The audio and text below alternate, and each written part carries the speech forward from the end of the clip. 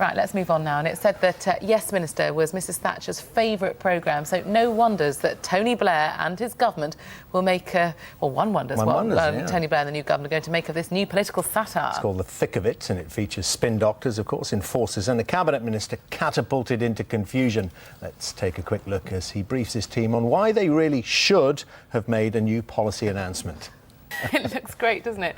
Well, not in the thick of it right now. The writer Armando Iannucci is here. Good morning. Hey, good morning. It looks like a great watch. Yeah, it was fun to do.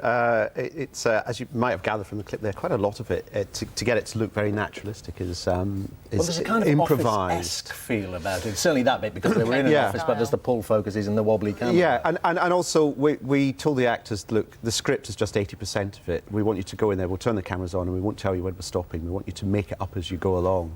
And I felt that was the right thing to do because I get the feeling that for politicians and people who work in government, just basically getting through the day is a process of just making things up as you go along.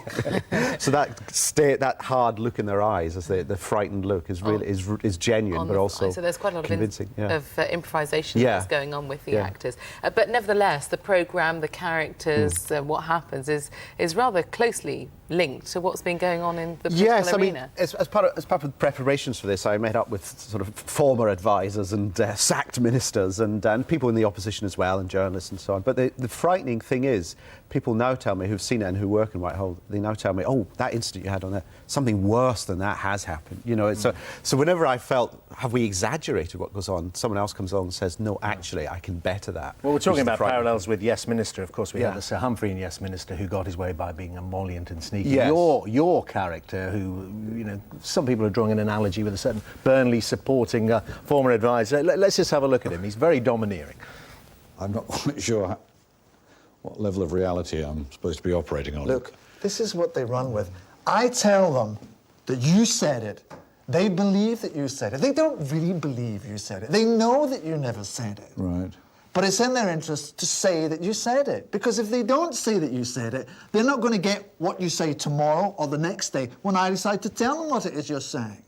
Peter Capaldi there. I mean, is that what you were told actually does go on in the high halls? Oh, an awful lot, yes. Basis? Yes, a lot of the agenda is dictated by the next day's headlines. And I was told of one minister who sat his staff down and said, your job is to get me a good story in the News of the World every Sunday. I've been told of another minister who sat down and was told two completely different policies, couldn't decide which one to go with and just asked which one would work best with the Daily Mail.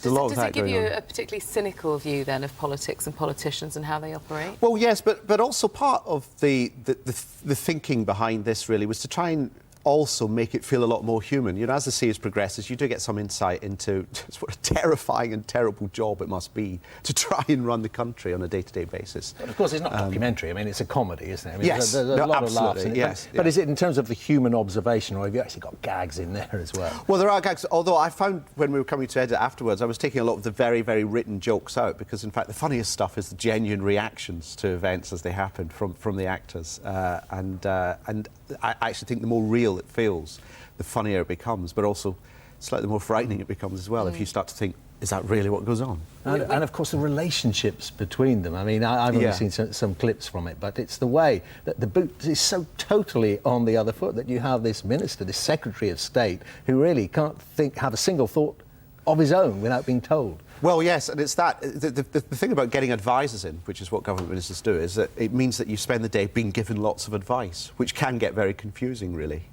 and can actually make the mind seize up. I mean, we've talked so much on this programme about voter apathy and the jaundiced view that the public seem to have of politicians. Do you think this is going to contribute? Or is it's going to cause a revolution. It'll either bring down the government or the BBC. Who knows? Or both. But I think, actually, hopefully it would give viewers more of an insight into how politics works. And I also do think that people aren't bored of politics. I think they're bored of party politics, but I think there is a genuine appetite, yes, for politics now. And who knows? I mean, you always make these things primarily wanting them to be funny. You don't have an agenda behind it, really. But if it wakes people up, or if it if it gets people sacked, I don't know. Well, from what I've seen, it is very funny. First and foremost, it's 10:30 tonight, BBC 4. BBC 4, and then it's going to be shown on BBC 2. Okay. Yeah. Fabulous. Thank you very much for coming in. Pleasure. Thanks.